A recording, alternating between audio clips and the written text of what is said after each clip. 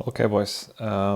Quite a few of you, well, when I say quite a few, a couple of you have gotten back to me, asked me to write these solutions for you. It had always been my intention to write these solutions out for you, simply due to the fact that in 2019 they threw in two or three things that were quite new. In particular, the depreciation of delivery vans.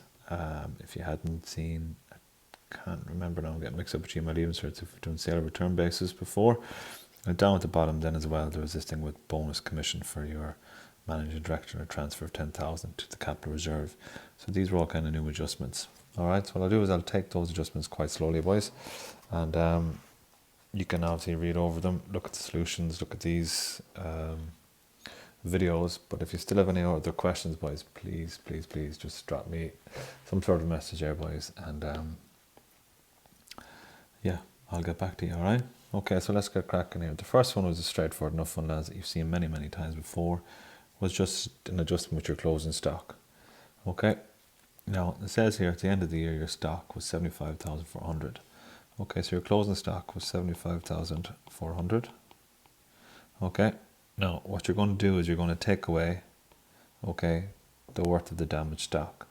Now it says here that stock, okay, which was 6,000 but now is a net realizable value of 75%. You just go to your calculators, lads, type in 6,000 and multiply that by 0.75. You'll get an answer of 4,500. So that stock that was 6,000 is now worth 4,500, which means there's been a decrease in the worth of stock by 1,500. So you can just take away that 1,500 there. Okay. I'm not sure if that's the last working with closing stock, but look, we can always come back at the end and close them off. We'll give it a little bit of space just in case that it is not. Okay. Okay, during the year, the stock which had cost 7,000 was destroyed by a fire. The insurance company agreed to pay compensation of 5,1. So what we have here is we have a loss, okay, due to fire. Okay, so if we had stock that was worth 7,000, but we're only getting 5,100 from the insurance, well, then we have a loss of 1,900. Okay, don't forget, they've agreed, they haven't given it to us yet. So this 5,100 from the insurance company would be a current asset as it's due to us. This 1,900, okay, would be an admin expense. All right, moving on to the next working. Okay, so this is a working that was quite different. We came across something similar to it in class, I remember. Okay, but let's have a look at this here. It's actually easier than the other one that we have used. It's just that the wording and the English can get you. Okay, the cost of delivery vans is to be written off in a straight line basis over 5 years. Okay, so that's how you have to work your depreciation. Straight line base over 5 years, very similar to Bates, just divide by 5. Okay, and that will be your depreciation for the year. So a full year's depreciation to be charged in the year of acquisition, which means when you acquire a new vehicle, okay, when you buy a new vehicle, and none in the year of disposal. That is obviously when you get rid of the vehicle. Okay, and very important, lads, delivery vans have a 5% scrap value of the original cost. Okay, so you're never going to depreciate it down to 0, you're going to depreciate it down to 95%. All right, now, if we take a look here, okay, this is your depreciation. Okay, is it delivery vans? Yeah.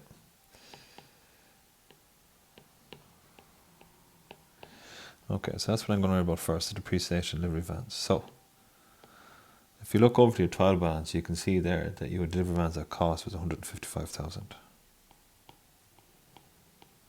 Okay, you're getting rid of a delivery van which had cost you 25,000.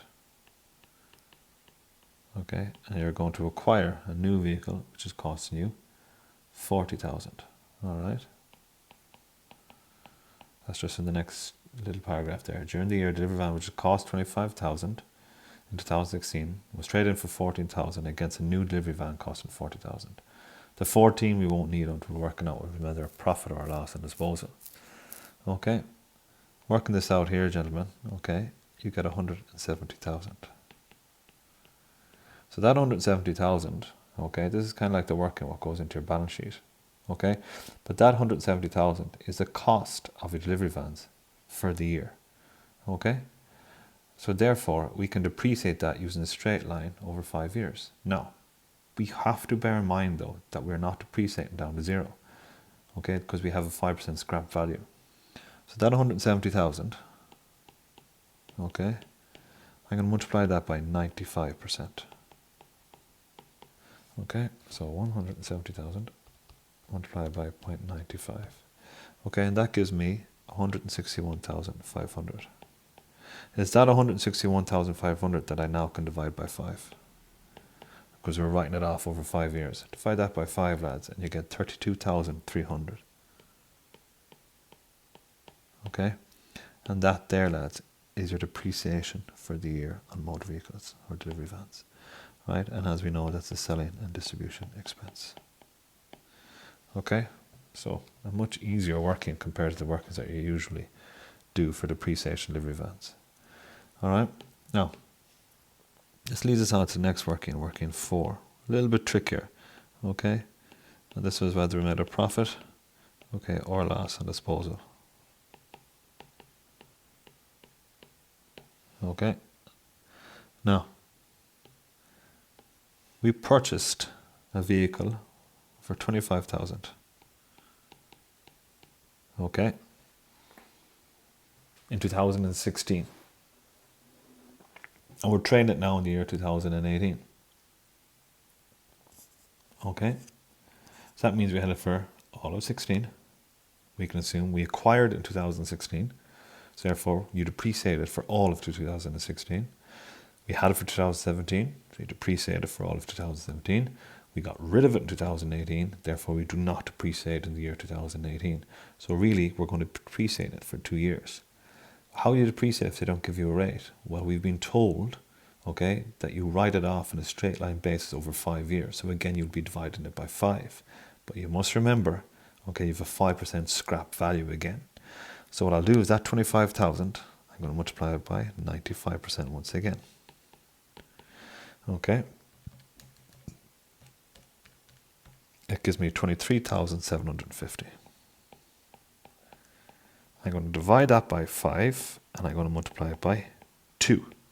Okay, you're writing it off over 5 years. Okay, so it's obviously 2 years has been done for 2016 and 17. Divide by 5, multiply it by 2, it gives me 9,500. Okay, so that's the accumulated depreciation, okay, on this motor vehicle. So how much did it cost us? Well, we know it cost us 25,000. Okay, we know the depreciation to date was 9,500. So if I subtract those two away from each other, not taking any chances here now, we get 15,500. So that's our net worth. Okay, they gave us an allowance. If we go back there, it was trading for 14,000. Okay, so therefore we made a loss of 1,500. Okay. So once again, lads, that's the selling and distribution expense. Okay. Now, I can squeeze this in here. Okay, working 5. That is just basically delivery vans. Okay, the balance sheet.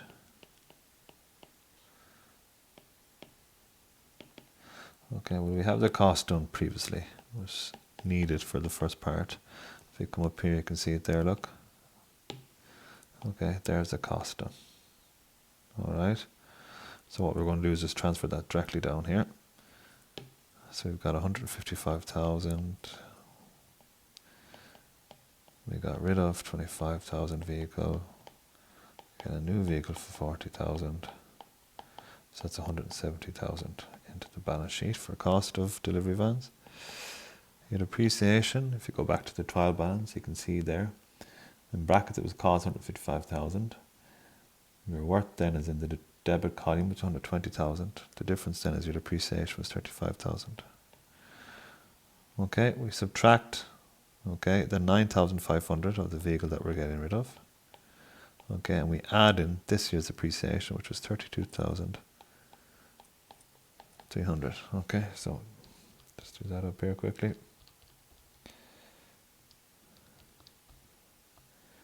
Okay, you get 57,800.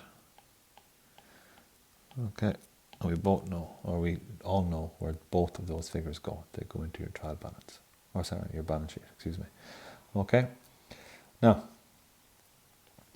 it says here, and don't forget, okay, the check for the net amount of this transaction was incorrectly treated as a purchase of trading stock. So the next working we're going to open, lads, okay, down here is working 6. Okay, we're going to open up purchases. Okay, so from the trial balance, we'll get our purchases figures there, which is 1,045,000. Okay, and we're going to subtract how much we paid for that van. Okay, the van cost us 40,000 and we got an allowance of 14,000. So 40,000 minus 14,000 gives us 26,000. So that check for 26,000 must be taken out of purchase. Okay, and as we know, lads, there's always a couple. Okay, I'm working to do a purchase, we'll leave that open. Okay, now the next working again, lads, is something that you may not have seen before. I can't remember if we've touched on it before. I'll just assume that we haven't. Okay, so next working is working 7. Okay, let me explain what a sale or return basis is. Okay, if I am Linken Ltd, okay, and I have a creditor or consumer or a debtor that wants to take stock off me, I can give it to them on a sale or return basis, and you usually give them X amount of time to decide whether they're going to buy it off you or if they're going to return it to you. Okay, but it is treated as neither until you are given that confirmation from them. Okay, so the mistake that has been made here, okay, that they have treated this entry as a sale. It should not have been treated as a sale, as this consumer or this customer or client of this company has not agreed whether they're going to sell it off or buy it off you, okay, or if they're going to return it to you. Okay, so we treat it as neither. So what we need to do is we need to go back and readjust our books, okay, as if this was not a sale. Okay, so the first thing you're going to open up here is sales. Okay, now your sales figure there is 1,590,000.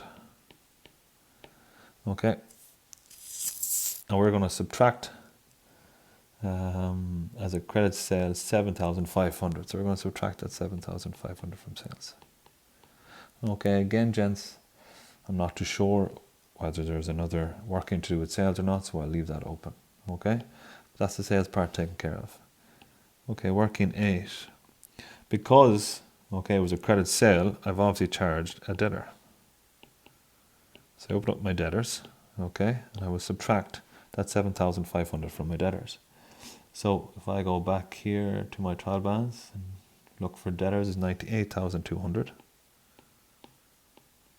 Okay, and I subtract that 7,500. Again, not sure if that debtors figures has another working or not. Okay, so I shall leave it open for the time being. Okay, the next working, okay, is going to go back to my closing stock. All right, as you can see here, lads, this is at the end of the year. Okay, so I have to add it back into my stock for the end of the year. So 7,500, okay, that was the sale price, which was a markup of 20% on cost. So if I divide that by 120 and multiply it by 100, okay, it gives me 6,250. Okay, so that was the worth of my stock. So what I do is I go back up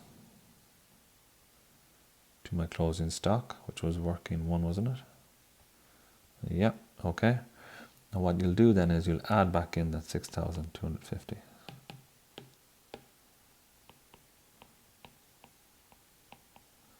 Okay, again, we can leave those till the end to close it off. All right. Okay, so that's that sale or return basis taken care of. All right, so we've minused the 7,500 from your sales. Okay, you've added the 6,250 back into your closing stock. Okay, and you've also taken away the 7,500 from your debtors. All right. Okay, that's that taken care of. All right. Now, moving on to the next working. The working next is patents.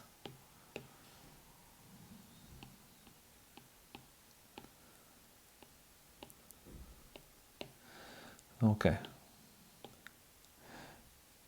Nice and easy one. Patents are to be written off over a 5-year period commencing 2018.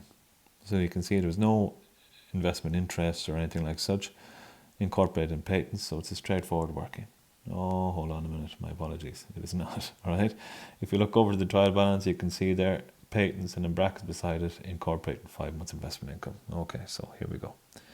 So, patents, that 43,500, as we know, is incorrect, okay?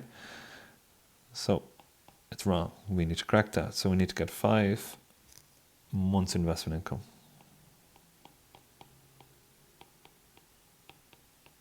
Okay.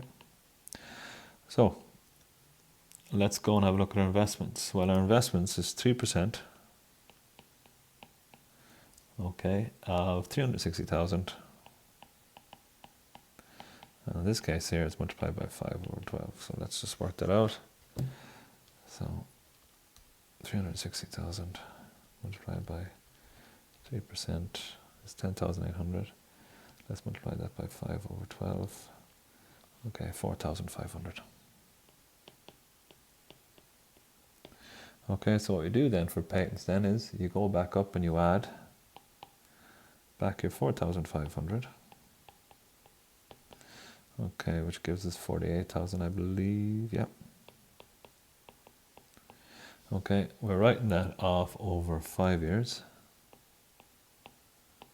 So 48,000 divided by 5 is 9,600. Okay. That is an admin expense. And then down here, lads, I'll just go with 48,000 minus 9,600. Okay. Gives you 38,400. And that there is a figure that you'll move into your balance sheet in intangible assets. Okay. Now, because I've just done investment income, I'm going to go and adjust or do any workings that are needed for investment income.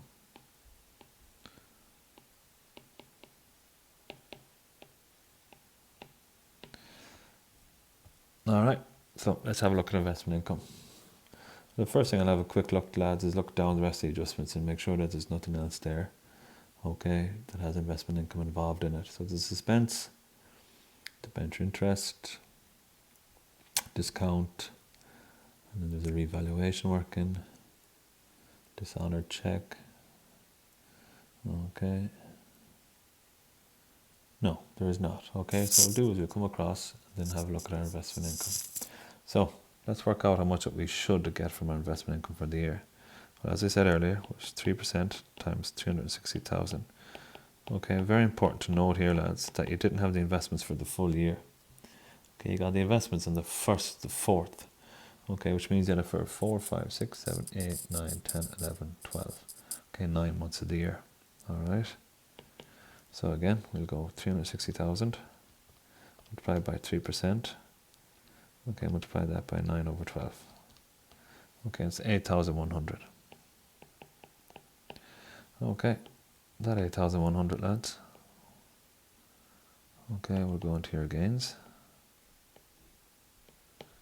Okay, we know we've received, how much have we received? 4,500. Okay, so 81 minus 4,500, okay, gives you 3,600. Okay, that's what's due to you, alright? So that's investment income due. If it's due to you, we can put down current asset. Okay, that's investment income taken care of. What work was that? 10. Okay, moving on to the next working 11. Alright, so suspense. Okay, as we know, suspense is broken up into 2 parts, gents. Excuse me.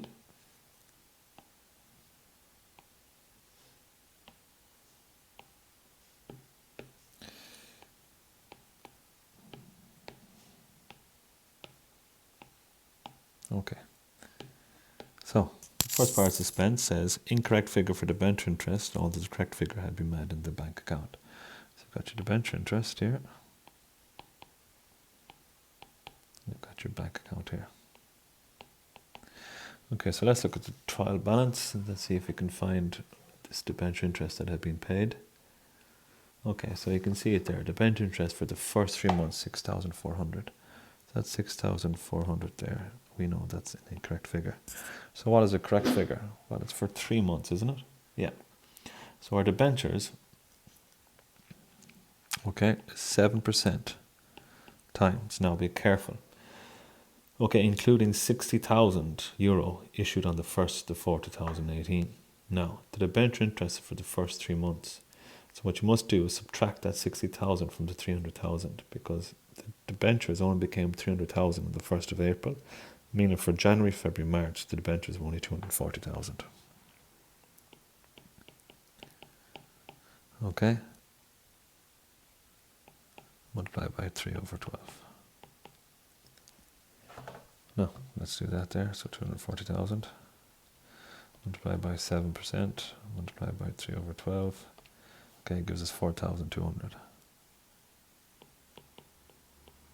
Okay, so the correct figure was put into the bank. Okay, which means that the debit side, okay, was up by 64 minus 42. Okay, 2,200. Okay, B. Your second part is expenses and discount and creditors. Okay, so discount and creditors.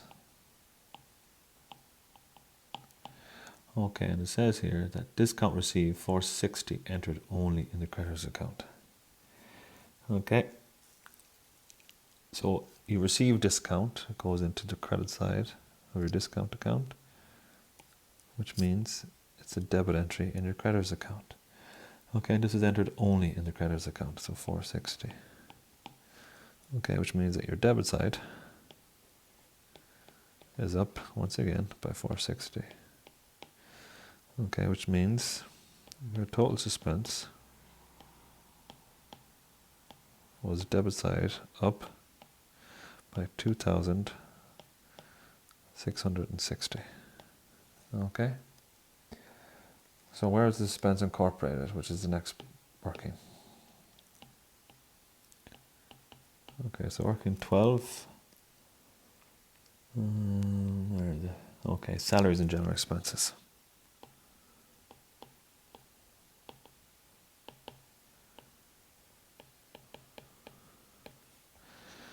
Okay, so your salaries and general expenses is 243,100. Okay, salaries and general expenses, gents, by its very nature is an expense. Okay, so it goes into your debit column in the trial balance. The debit column then was up by 2,660. Okay, they would have taken it away, so therefore you need to add it back on. Okay, so you'll add back on 2,660. All right.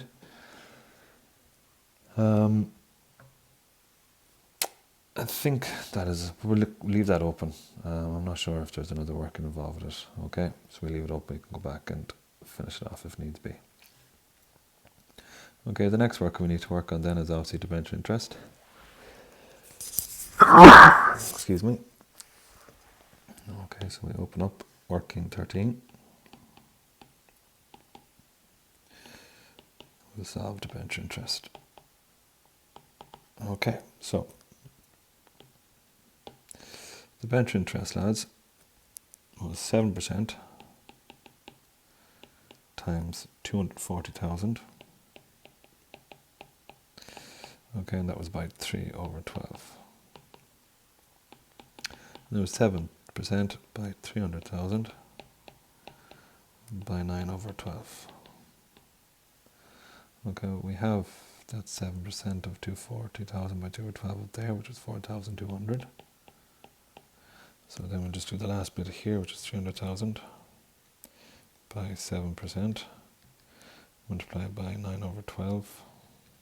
Okay, it gives us €15,750. Add those two figures together, it's 19,950. Okay, that 19,950, lads, is your rent interest charge for the year, so it goes in at the end of your P&L account. Alright, now, and this 15,750, okay, it's the rent interest due, so that's the current liability. Alright, now, next working is working 14, and if we go back to B, it's our discount.